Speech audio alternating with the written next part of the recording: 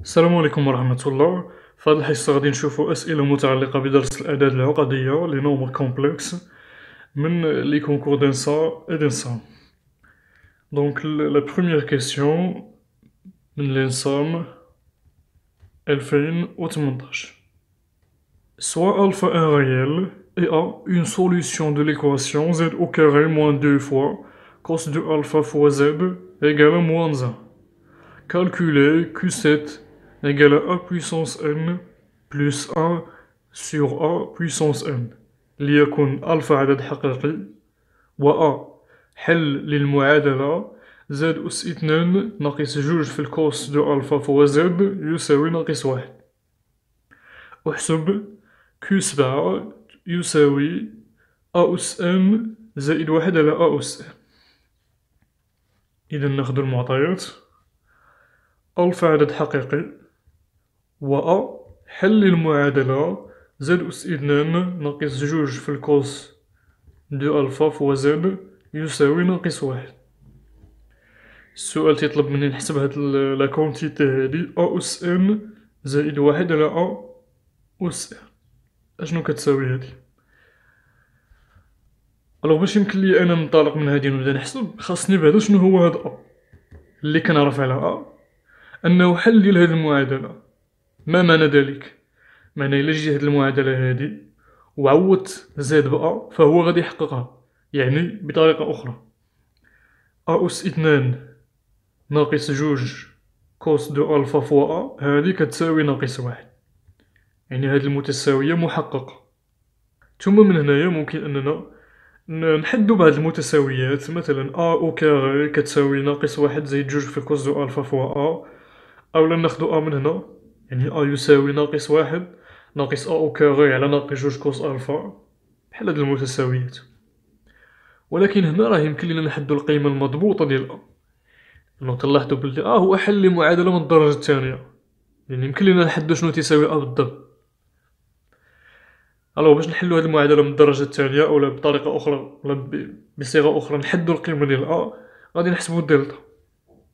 أول حاجة نكتبو المعادلة في الشكل القانوني ديالها لي هو زد أو كاري ناقص جوج في الكوس دو ألفا فوا زد زائد واحد يساوي زيرو، يعني نكتبوها على شكل أ زد أو كاري زائد بي فوا زد زائد سي باش يمكن لينا نحسبو الدلتا. ألوغ شنو تيساوي الدلتا هنايا؟ تيساوي بي أو كاري لي هو هنا ناقص جوج كوس دو ألفا، جوج أو كاري هي ربعة كوس دو ألفا أو كاري ناقص ربعة في أ في سي ناقص ربعة في واحد في واحد، دونك تبقى عندنا ربعة كوس أو كاري ناقص ربعة. هنا كاين واحد التعميل بربعة لي هو واضح، دونك ربعة كوس أو كاري دو ألفا موان زان. فاش غادي نبغيو نحدو الحلول راه خاصنا لي غاسين ديال دلتا، خاصنا الجذور ديال دلتا، يعني خاصنا نكتبو على شكل شي حاجة أو كاري. ألوغ هنا تلاحظو بلي عندي الكوس أو كاري ناقص واحد، هادي ضروري ما تفكرني في هاد القضية، غادي تفكرني في هادي كوس أو كاري زائد سينوس أو كاري يساوي واحد، وبالتالي الكوس أو كاري ناقص واحد شنو تيساوي؟ تيساوي ناقص سينوس أو كاري. دونك غادي نعوض هنا بناقص سينوس أو كاري في ربعة، يعني ناقص ربعة في سينوس أو كاري دو ألفا. وهذا يعني ساهل باش نكتبو على شكل شي حاجة أو كاري. ألوغ ناقص واحد هي إي أو كاري، ربعة هي جوج أو كاري سينوس دو ألفا أو كاري، يعني غادي نكتبو على شكل إي ولا جوج إي سينوس دو ألفا زائد ناقص الكل أس 2. دونك كتبنا الدلتا على شكل شي حاجة أو كاري. دونك دابا ساهل عليا نحدد الحلول. الحل الأول يعني زاد واحد يساوي ناقص ب، ناقص ب يعني جوج في الكوس ديال ألفا زائد جذر دلتا زائد جوج إي سينوس دو ألفا على جوج، جوج أ هي جوج. والحل الثاني هو زاد جوج يساوي جوج كوس دو ألفا ناقص هاد المرة جوج إي في سينوس دو ألفا على جوج يساوي اختزلو بجوج غتبقى عندي كوس دو ألفا زائد إي في سينوس دو ألفا، أولا غتبقى عندي كوس دو ألفا ناقص إي في سينوس دو ألفا. شنو كيساوي هذا؟ نكتبوهم في الشكل المثلثي. الشكل المثلثي مهم بزاف في التمارين، دونك هنا من الأحسن نكتبو الأعداد في الشكل المثلثي لأنو غيسهل عليا بزاف. كوس دو ألفا زائد إف سينوس دو ألفا، هادي هي ليكسبونسيال إي ألفا. و كوس دو ألفا ناقص إف سينوس دو ألفا شنو كتساوي هادي؟ هي ليكسبونسيال ناقص إي ألفا. الوغ هذا الشكل معروف، يعني كنحددو الشكل المثلثي فاش كتكون عندي ناقص لداخل شنو تندير؟ نورمالمون هي كوس ناقص ألفا زائد إف سينوس ناقص ألفا، اللي هي ليكسبونسيال ناقص إي ألفا. إذا هاد أ شنو هو؟ هاد أ راه سوا هو ليكسبونسيال إي ألفا أولا هو ليكسبونسيال ناقص إي ألفا، كاين جوج الحالات ديال أ. حنا غادي نخدمو على كل قيمة بوحدها. إلا كان أ هو زاد أ غادي نعوضو، إلا كان أ هو زاد دو غادي نعوضو، وغادي نشوفو في كلتا الحالتين شنو غتعطيني هاديك القيمة كيو سبعة لي طالبين مني. إذا كيو سبعة شنو كتساوي؟ كتساوي أ أس إن زائد واحد على أ أس إن يساوي، نخدمو دابا بزاد أ هي ليكسبونسيال إي ألفا الكل أس إن، يعني ليكسبونسيال إي إن ألفا، ألوغ هداك الأس غادي يهبط ليكسبونسيال زائد واحد على ليكسبونسيال إي إن ألفا يساوي. شنو ممكن ندير دابا؟ هاد ليكسبونسيال هادا نطلعو الفوق، تبقى عندي ليكسبونسيال إي إن ألفا زائد ليكسبونسيال ناقص إي إن ألفا. هادي شنو كتساوي؟ يعني نشوفو فيها مزيان هاد القضية هادي، ليكسبونسيال إي إن ألفا زائد ليكسبونسيال إي ناقص إن ألفا دابخي لا فورمول دو لير، حسب صيغة أولير شنو كتساوي هادي؟ هي جوج في الكوس ديال إن ألفا. صيغة أولير كوس دو إكس يساوي ليكسبونسيال إي إكس بلس ليكسبونسيال ناقص إي إكس على جوج، و السينوس كتساوي ليكسبونسيال إي إكس ناقص ليكسبونسيال ناقص إي إكس على جوج إي. ألوغ حددنا القيمة ديال كيوسات، ولكن إلا كان أ هو هداك ليكسبونسيال إي ألفا، ناخدو دابا الحالة الثانية. كيوسات يساوي في الحالة الثانية هو ليكسبونسيال ناقص إي ألفا زائد واحد على ليكسبونسيال إي ألفا ناقص إي ألفا. نفس العملية، هاد ليكسبونسيال غنطلعو الفوق، تبقى عندي ليكسبونسيال ناقص إي ألفا زائد ليكسبونسيال إي ألفا يساوي شنو كتساوي هادي؟ نفس الحاجة، هنايا نسينا أس إن، ندخلو أس إن هنايا، دونك ليكسبونسيال ناقص إي إن ألفا زائد ليكسبونسيال إي إن ألفا حسب صيغة أولير هي جوج في الكوسينوس ديال إن ألفا. إذا تلاحظو بلي سوا كان أ كيساوي زد أن ولا كان أ تيساوي زد دو، في كلتا الحالتين القيمة هي جوج في الكوس ديال إن ألفا. داكشي علاش هما محدوش ليا هاد أ واش هو الحل الأول ولا الحل الثاني، لأنه كيف ما كان الحل غادي نحصلو على نفس القيمة. ندوزو للسؤال الثاني، وهذا حتى هو من الانصام 2018. Soit a égale à i racine de 3, et b égale à la racine de 3 fois 1/2 plus i fois la racine de 3 sur 2, et lambda égale à r fois cos de θ plus i fois sinus de θ. Avec θ, un réel compris entre 0 et pi, et r supérieur strictement à 0. Les valeurs de r et θ pour que les trois complexes A, lambda et B soient dans cet ordre les trois termes consécutifs d'une suite géométrique. ليكن A يساوي I جذر 3، B يساوي جذر 3 في 1 على 2 زائد I جذر 3 على 2، و لامدا يساوي R في الكوس ديال θ زائد I في سينوس ديال θ، حيث θ عدد حقيقي محصور ما بين 0 و بي، و R عدد موجب قطعا. قيم R و θ لكي تكون الأعداد العقدية A لامدا و B في هذا الترتيب، يعني A لامدا ثم B في هذا الترتيب، 3 حدود متتالية ولا متوالية لمتتالية هندسية. بمعنى شنو هما القيم ديال R و θ باش يكونوا هادو حدود متتابعة ولا متوالية لمتتالية هندسية. بمعنى مثلا يكون U0 هو A، يكون U1 هو لوندا، ويكون U2 هو B، أولا يكون U1 هو A، U2 هو لوندا، U3 هو B. المهم يكونوا هادو متابعين. إلا كان هذا هو UN يكون هذا هو UN بلس 1، يكون هذا هو UN بلس 2، ولكن بحيث تكون متتالية هندسية. دونك ناخدو هاد ثلاثة الآداب. دونك عندنا A يساوي E جذر 3.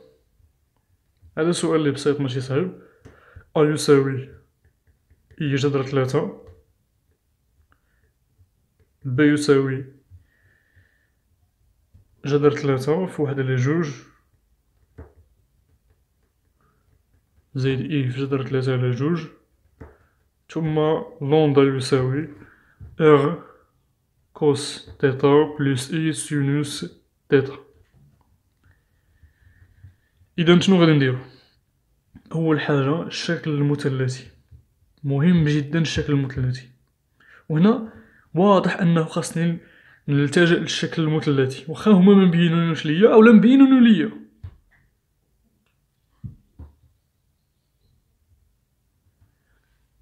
واخا هما ما كاتبينش ليا مباشرة الشكل المثلثي، ولكن راه مبينين ليا بلي خاصني نستعملو.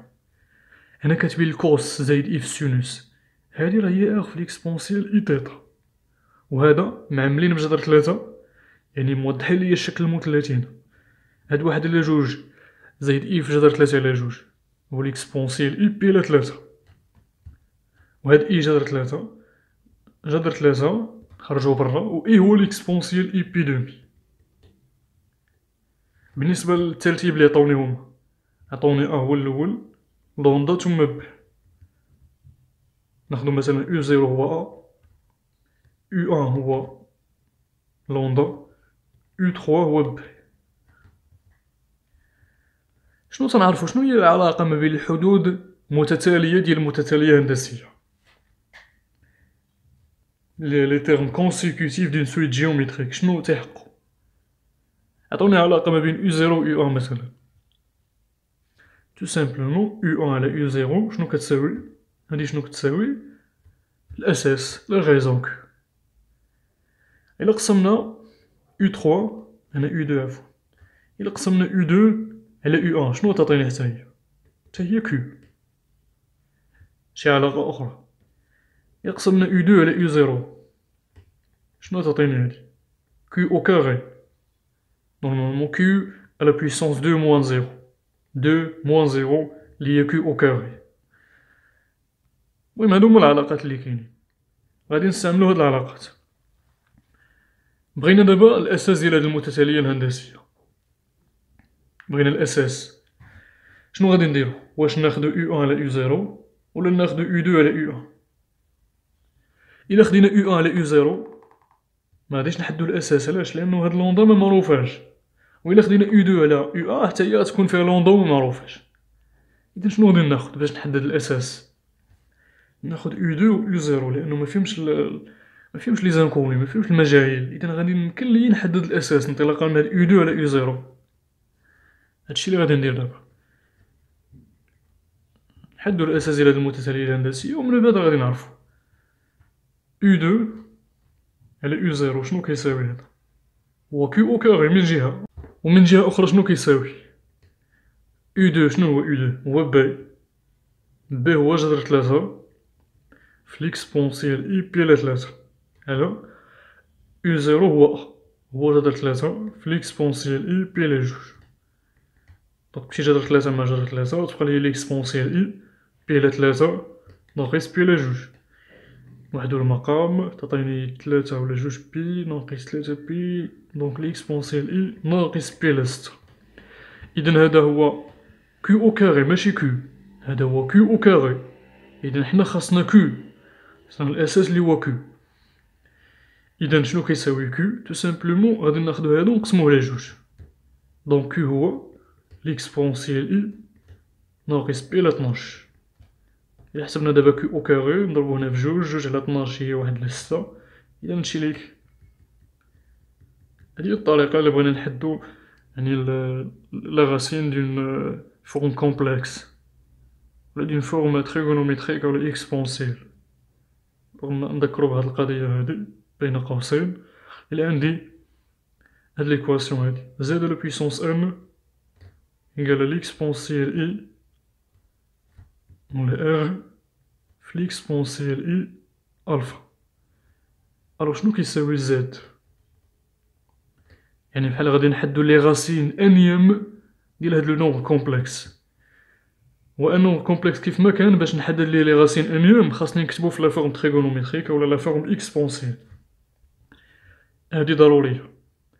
فاش نكتبو في لا فورم كومبلكس ولا اكسبونسيال دابا يمكن لينا نحدو شنو تيساوي زد. ألوغ زد تيساوي لا غاسين انيام دو ار فوا l'exponentielle i alpha sur n plus 2kπ sur n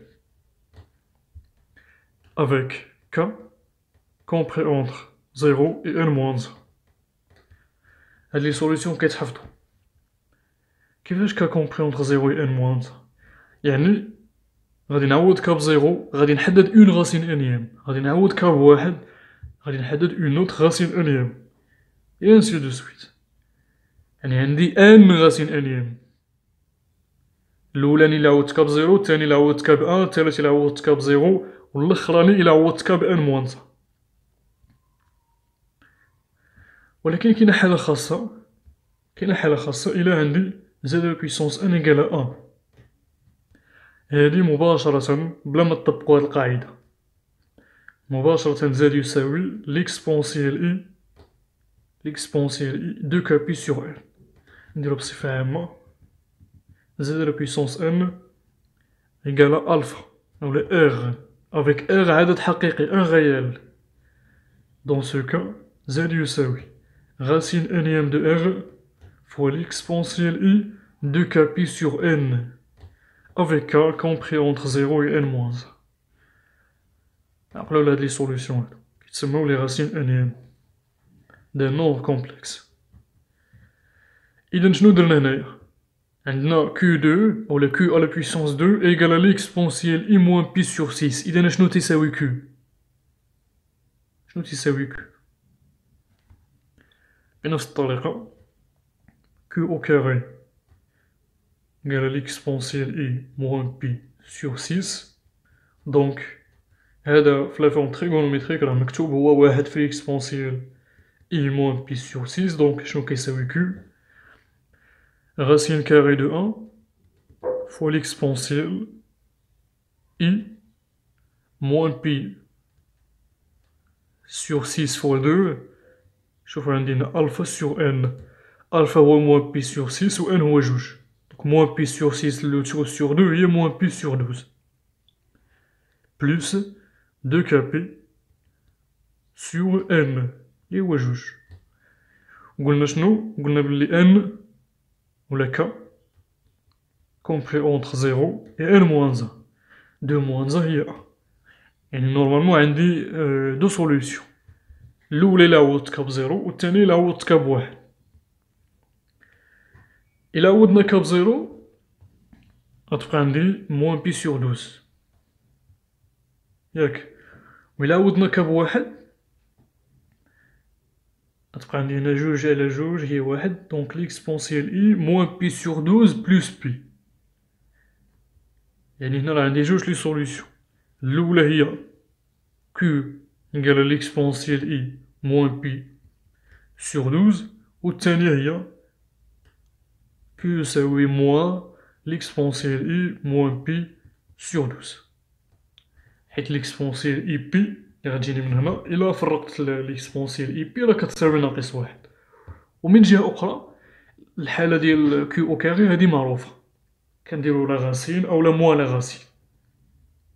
لا غاسين هي هادي ولا موان لا غاسين. يعني لو كا أو أن إيكال دو الحالة فاش كيكون أن يساوي جوج هادي حالة خاصة. عطيتكم على الحالة العامة إلا عندي أن مثلا يعطوكم أن إيكال كاطخ ولا يعطوكم أن بصفة عامة يقولك أن نونتي ناتورال، فطريقة التعامل الحالة العامة هي هادي. ولكن حنا شنو غادي ناخدو دابا؟ واش كيو إيكال ليكسبونسيال إي موان بي سور 12 ولا كيو إيكال موان ليكسبونسيال إي موان بي سور 12؟ حنا مالينا غادي ناخدو الحالة الأولى والحالة الثانية، غادي ناخدوهم بجوج. الحالة الأولى إلا كان كيو كيساوي ليكسبونسيال إي موان بي سور 12. نمشيو نحدو القيمة ديال إغ و تيتا لي محتاجين. دابا شنو هي المعادلة اللي غتعطيني القيمة ديال إغ و تيتا؟ غادي نرجع لدوك لي كاركتيريزاسيون اللي درنا في الأول، قلنا شحال كتساوي أو دو على أو أن هي بي على لوندا، وفي هاد بي على لوندا غادي يبانو هادوك لي زانكونو اللي أنا كنقلب عليهم. ألوغ أو دو على أو أن شنو كتساوي هادي؟ كتساوي أو دو هي بي، أو أن هي لوندا. بالنسبة ل بي هو غاسيون دو 3 ليكسبونسيال إي بي سور 3، وبالنسبة للوندا هي إغ ليكسبونسيال إي تيتا.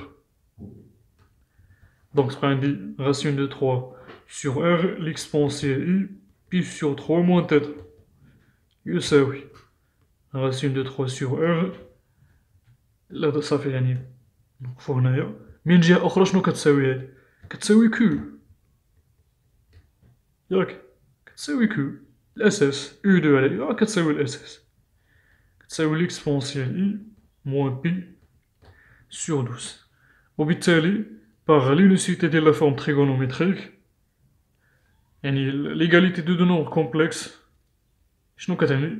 عندهم لو ميم مودول لو ميم أرغومون، تساوي عددين عقديين يكافئ أن هاد العددين عندهم نفس المعيار ونفس العمدة، وبالتالي جذر 3 على إغ يساوي 1.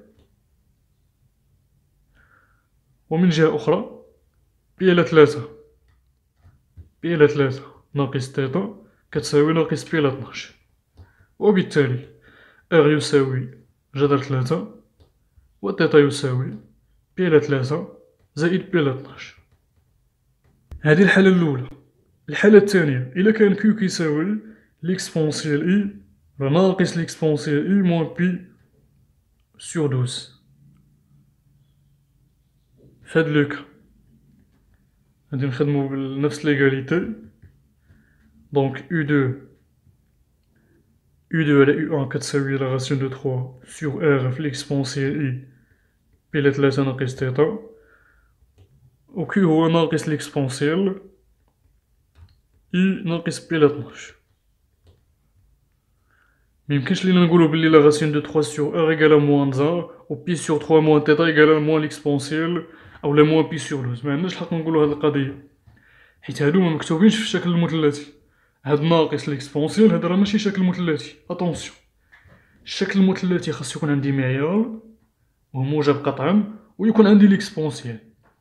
إذا باش نكتب هذا في الشكل المثلثي هاد الموان غادي ندخلها لداخل، تولي ليكسبونسيال موان بي سور 12 بلوس بي. ألوغ ناقص بي على 12 زايد بي إلا وحدنا المقام تولي ناقص بي زايد 12 بي على 12 اللي هي 11 بي على 12. 11 بي على 12. دابا يمكن ليا نخدم بهاديك القاعدة، يعني جذر 3 على إغ يساوي 1 و بي على 3 ناقص تيتا كتساوي 11 بي على 12، وبالتالي إغ يساوي جذر 3 و تيتا يساوي 11 بي. تيتا يساوي بي على 3 ناقص 11 بي على 12. ألوغ نرجعو لهاد التيتا الأولى اللي حسبناها ونقادوها هنايا، نحدو المقام. دونك 3 في 4 هي 12، تولي عندي 4 زائد 1 هي 5 بي على 12. وهاد الثانية نحدو المقام هو 12، تبقى عندي 4 بي ناقص 11 بي اللي كتساوي ناقص 7 بي على 12. إذا أنا دابا أين وحدة غادي نختار؟ واش جذر 3 5 بي على 12 ولا جذر 3 ناقص 7 بي على 12؟ نورمالمون خاص تكون عندي شي انديكاسيون باش ندير لو شوا. إلا رجعنا لينونسي عطيني تيتا ما بين 0 بي، إذا غادي ناخد القيمة اللي محصورة ما بين 0 بي اللي هي 5 بي على 12، القيمة الموجبة. دونك لي فالور اللي غادي ناخد غاسيون دو 3 5 بي على 12. إلا كان عندي كيو سي ام هنايا، يعني عاطيني في الاقتراحات قيم إغ و تيتا. القيمة الأولى مثلا جذر 3 5 بلا 12، من بعد جذر 3 ناقص 5 بلا 12 انسي دو سويت. شنو غادي ندير؟ غادي نخدم بهادوك العلاقات اللي هما U1 على U0 كتساوي Q، U2 على U1 كتساوي Q. هادو هما اللي عندي، U1 على U0 كتساوي Q، U2 على U1 كتساوي Q. وغادي نمشي اشاك فوا ناخد القيم ديال R و تيتا ونشوفو واش تيحققو هاد القضية هادي. إلا حسبنا U1 على U0 غتعطيني واحد القيمة، غادي نعاود نحسب U2 على U1، إلا عطاتني نفس القيمة هادوك هما القيم الحقيقية. متفقين؟ يعني مثلا عاطيني في الاقتراحات جذر 3 ناقص 5 بلا 12. شنو غادي ندير؟ غادي ناخد U1 على U0. U1 على U0 يساوي شنو هي U1 هنايا؟ هي لوندا، يعني هي R في ليكسبونسيال I تيتا. شنو هي U0؟ هي A، هي جذر 3 في ليكسبونسيال I بي دومي يساوي. غادي نعوض القيم ديال تيتا والقيمة ديال R. الوغ R غتمشي مع جذر 3 وتبقى عندي ليكسبونسيال I تيتا قلنا ناقص 5 بلا 12 ناقص بلا جوج. احتفظ بهاد القيمة هادي، نوحدو المقام هنا ونحتفظو بهاد القيمة. غنمشي دابا ل U2 على U1 يساوي بنفس الطريقة غادي نعوض. دونك U1 هي R في ليكسبونسيال I تيتا، U2 هي جذر 3 في ليكسبونسيال I بلا 3 تساوي جذر 3 غتمشي مع R غتبقى عندي ليكسبونسيال I بلا 3 ناقص تيتا. نعاودو تيتا ناقص 5 بلا 12 تولي زائد 5 بلا 12. إلا لقيت بلي هادي كتساوي هادي، إلا لقيت هادو متساويين، أنا نعرف بلي هداك الاقتراح صحيح، لأنه إلا كانت U1 على U0 كتساوي Q، U2 على U1 كتساوي Q، ولا U1 على U0 كتساوي U2 على U1، فهادي كتعني أوتوماتيكمون بلي هاد لي تخوا فالور راهم هاد لي تخوا فالور سون دي تيرم consécutifs d'une suite géométrique، ثلاثة حدود متتابعة لمتتالية هندسية. تلاحظوا هنا بلي ما خدمناش بهاديك U2 على U0. علاش ما خدمناش بهادي؟ هاديك خدمنا بها في الحالة إلا كنت أنا كنقلب على لي فالور دو R et تيتا. هاديك هي المعادلة اللي غتعطيني القيمة ديال الأساس، ولكن شرط كافي باش يكونوا هاد الحدود متتابعة، حدود متتابعة لمتتالية هندسية، يكفي أنه يتحققوا هاد جوج الشروط هادو. يعني لو تيرم على لو تيرم اللي قبل منو يعطينا الأساس، وتكون هاد القضية صحيحة بالنسبة ل U1 على U0 و U2 على U1. أما هاد U2 على U0 هادي استعملناها في لو كا فاش كنا كنقلبو على القيم ديال R و تيتا. أما في حالة وجود الاقتراحات فهنا يمكن لينا نستعملو اقتراحات للتوصل إلى الجواب بأسرع طريقة ممكنة. هنا بالنسبة لهاد ناقص 5 بلا 12 نورمالمون إلا تعطاتني في الاقتراحات ما غاديش نجربها، لأنه تيتا محصور ما بين 0 و بي، فأنا غنمشي ناخد فقط القيم المحصورة ما بين 0 و بي. حيد عليا دوك الاقتراحات اللي عاطيني قيم غير محصورة ما بين 0 و بي لتيتا، فغناخد الاقتراحات الأخرى ونجرب بهم، يعني باش منبقاش نضيع الوقت مع قيم اللي أنا عارف من الأول ولا ممكن من الأول نقصيهم ونعتبرهم اقتراحات خاطئة. فقط أنا استعملت هاد القيمة هادي غير باش نوصل لكم الطريقة. Passons maintenant à la troisième question، وهذا ماخذ من لو كونكور دانسا، معقدتش بالضبط ينسى أنا. Si Z1 et Z2 sont les deux solutions de l'équation Z au carré égale à 5 moins 2i, alors la partie réelle de Z1 fois la partie imaginaire de Z2 est égale à. إذا هذا سؤال يعني بسيط، سؤال مباشر، مطلوب منا تحديد يعني الجذور المربعة ديال هاد زد أو كاري ناقص 12 إي. إلا حددنا الجذور المربعة هادوك هما الحلول ديال هاد المعادلة، غادي ناخدو لابارتي ريال ديال الأول في لابارتي إيماجينير ديال الثاني، ونشوفو شحال كتساوي هاد لا كونتيتي. إذا كيفاش كنحددو الجذور المربعة؟ زد أو كاري هي 5 موان 2 إي. وهاد الطريقة صالحة إلا عوضنا 5 ناقص 12 إي بأي عدد عقدي مكتوب في الشكل الجبري في لا فورم ألجبريك. الطريقة هي أننا غادي نوضعو زد يساوي إكس زائد إيكغيك، يعني غادي نحطو زد في الشكل الجبري ديالو، ثم غادي نحسبو زد أو كاري. دونك هي إكس أو كاري زائد جوج في إكس في إيكغيك ناقص إيكغيك أو كاري. إي فوا إيكغيك لو تو أو كاري هي ناقص إيكغيك أو كاري، هادي كتساوي 5 ناقص 12 إي. ثم غادي نديرو ليدونتيفيكاسيون، بمعنى الشكل ولا الجزء الحقيقي كيساوي الجزء الحقيقي، والجزء التخيلي كيساوي الجزء التخيلي. هذه هي القاعدة ديال تساوي عددان عقديان. l'égalité de deux nombres complexes implique l'égalité des deux parties réelles et l'égalité des deux parties imaginaires. دونك من هنا شنو غادي نحصلو؟ x au carré ناقص y au carré كتساوي 5. هذه هي الشكل ولا الجزء الحقيقي ديال هذا العدد العقدي. الجزء التخيلي هو جوج في إكس في إيكغيك، يعني داكشي اللي مضروب في إي. جوج في إكس في إيكغيك شنو كيساوي هذا؟ كيساوي ناقص 12. ثم غادي نزيدو عليهم معادلة رقم 3. المعادلة رقم 3 غادي ناخدوها من لو موديول، من المعيار. المعيار ديال زد، المعيار ديال زد أو كاري هو إكس أو كاري زائد إيكغيك أو كاري يساوي المعيار ديال 5 ناقص 12 إي أو كاري. لا، هنا عندنا زد أو كاري كتساوي 5 ناقص 12 إي. إذا المعيار ديال زد أو كاري اللي هو إكس أو كاري بلس إيكغيك أو كاري كيساوي المعيار ديال هاد العدد العقدي اللي هو جذر مربع 5 أس 2 زائد 12 أس 2، اللي هي 12 أس 2 هي 144، 5 أس 2 هي 25. دونك غتبقى عندي جذر 169. دونك جذر 169 هو 13 أو كاري. حنا كنعرفو بلي 12 أو كاري هي 144. دونك 13 أو كاري شنو كتساوي؟ بلا ما نحسب 13 في 13 يمكن ليا نستعمل هاد 12 أو كاري. شوفو معايا مزيان شنو غادي ندير. غادي نفرق هاد 12 زائد 1 في 12 زائد 1. علاش درت هاد القضية؟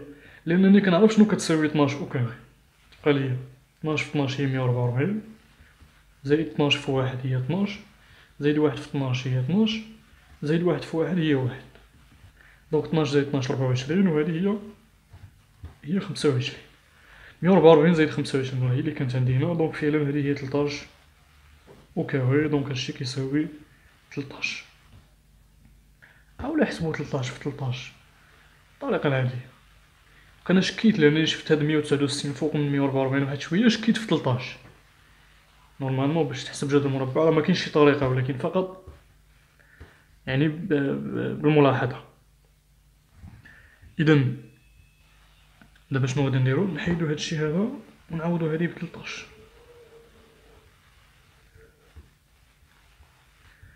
أول حاجة غادي نديرو غناخدو هاد المعادلة وغادي نقصو منها هادي. ناخدو الأولى ونقصو منها الثانية ولا نزيدو عليها الثانية، نديرو لا صوم. إلا جمعناهم غتبقى عندي جوج إكس أو كاري موان إيكغيك أو كاري بلس إيكغيك أو كاري غادي تختزل وتبقى عندي 13 زائد 5 اللي هي 18. وبالتالي إكس أو كاري كتساوي 18 على جوج اللي هي 9. إذا إكس يساوي جذر 3 أولا إكس فون 3 إكس إيكال 3 و إكس إيكال موان 3. ألوغ إلا كان إكس كيساوي 3 غادي نحدو شنو كيساوي إيكغيك انطلاقا من المعادلة الثانية. انطلاقا من المعادلة الثانية غتبقى عندي إيكغيك كتساوي ناقص 12 على جوج هي ناقص 6 على إكس، يعني ناقص 6 على 3. ناقص 6 على 3 هي ناقص جوج. و إلا كان إكس كيساوي موان 3 إيكغيك غادي يساوي ناقص 6 على إكس كيف ما قلنا يساوي ناقص 6 على ناقص 3 هي جوج. إذا الحلول هما إكس يساوي 3 إيكغيك يساوي ناقص جوج، يعني زد أن يساوي 3 ناقص جوج إي، أولا زد دو كيساوي ناقص 3 زائد جوج إي. دونك هادو هما الجذور المربعة. واحد هو ناقص الآخر، يعني حتى إلا لقيت غير واحد يمكن ليا نستنتج الآخر. إلا عملنا هنا بناقص مثلا في واحد فيهم عملنا بناقص، تبقى عندي 3 ناقص 2 إي، وهذا هو زد أ. وهادي راه كنعرفوها، راه الجذور المربعة واحد هو ناقص الآخر. إذا الهدف ديالنا حنا دابا شنو هو؟ عطاوني هنا قالوا لي لا بارتي ريال دو زد أن فوا لا بارتي إيماجينير دو زد دو. السؤال اللي غادي يجي لك في الراس شنو هو؟ فين هو زد أن وفين هو زد دو؟ تقريبا بحال هاديك الوضعية ديال السؤال الأول ولا التمرين الأول. عطاوني أ اون سوليسيون ديال هاد ليكواسيون، ولكن ما حدوش ليا أ واش لا سوليسيون الأولى ولا لا سوليسيون الثانية. إذا ملي كنشوف هاد القضية كنعرف بلي عندهم نفس الدور، يعني الحل الأول فحال الحل الثاني. هنا ملي تيقولي لا بارتي ريال دو زد أن فوا لا بارتي إيماجينير دو زد دو، بمعنى خود زد أن اللي بغيتي وخود زد دو اللي بغيتي، يعني ضرب لا بارتي ريال ديال الأول ضربها في لا بارتي إيماجينير ديال الآخر.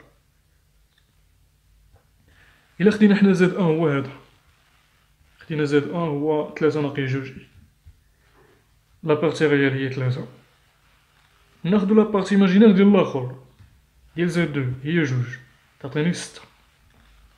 ناخدو دابا العكس، ناخدو لا بارتي ريال ديال هاد زد دو هي ناقص 3، ونضربوها في لا بارتي إيماجينير ديال الأول هي ناقص 2، دونك في كلتا الحالتين القيمة هي 6.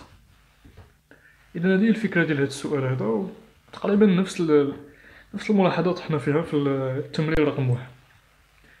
إذا غنشوفو دابا لا كيسيون 4، هذه من العصام يمكن 2019.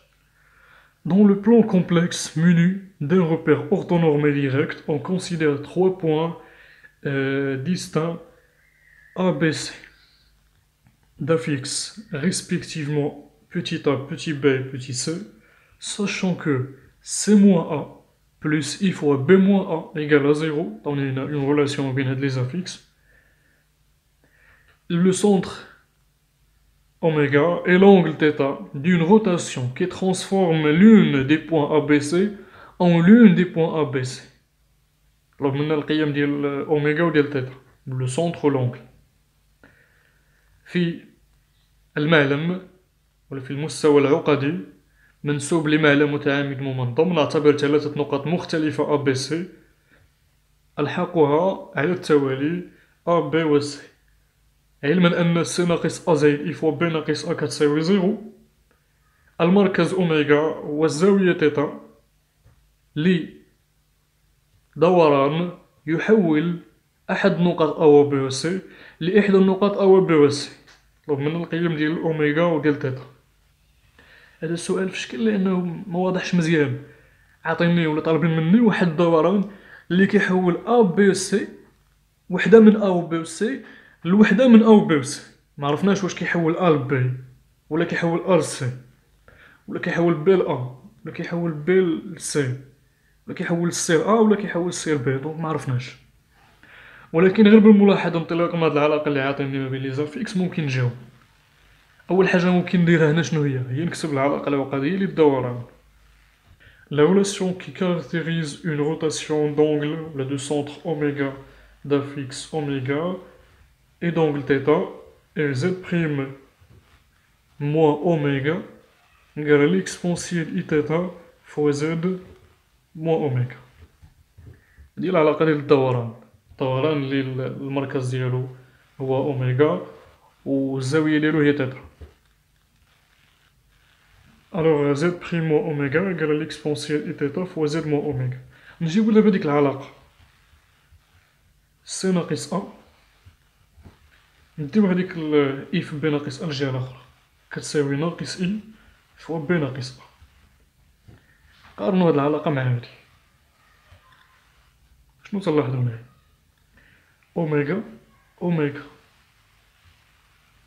أوميغا هي A، زد هي B وزد بريم هي C. إلا قرينا هاد العلاقة شنو كنقصدو بها؟ و ليكسبونسيال إي تيتا هي ناقص إي، ألوغ غادي نكتب أنا هاد ناقص إي في الشكل المثلثي ديالها، هي ليكسبونسيال إي ناقص بي على جوج أولا 3 بي على جوج. إذا تيتا هي ناقص بي على جوج. إذا هاد العلاقة هادي شنو كتميز ليا؟ دوران يحول النقطة ب إلى النقطة سي، زاد يساوي ب زائد بخيم يساوي سي. إذا هو يحول النقطة ب إلى النقطة سي. المركز ديالو شنو هو؟ هو أ، والزاوية هي موان بي دو بي، فقط بالملاحظة. السؤال ما وضحش مزيان، يعني ما غاديش ندير شي طريقة باش نحاول نحدد هاد المركز وهاد كان عاطيني مثلا يحول ب إلى سي، غنمشي نكتب العلاقة ديال الدوران هي هادي، وغادي نعوض زائد ب وغادي نعوض زائد بخيم سي، ثم غادي نمشي نحدد شنو كتساوي تيتا. بغاوني نلاحظ بعيني أن هاد الدوران هذا يحول ب إلى سي باستعمال العلاقة ديال الدوران، ومنها ندير ليدونتيفيكاسيون باش نحدد القيمة ديال أوميغا ونحدد القيمة ديال تيتا. إذا الجواب على هاد السؤال شنو هو؟ أوميغا إيكال أ، المركز هو أ، والزاوية هي ناقص بي على جوج.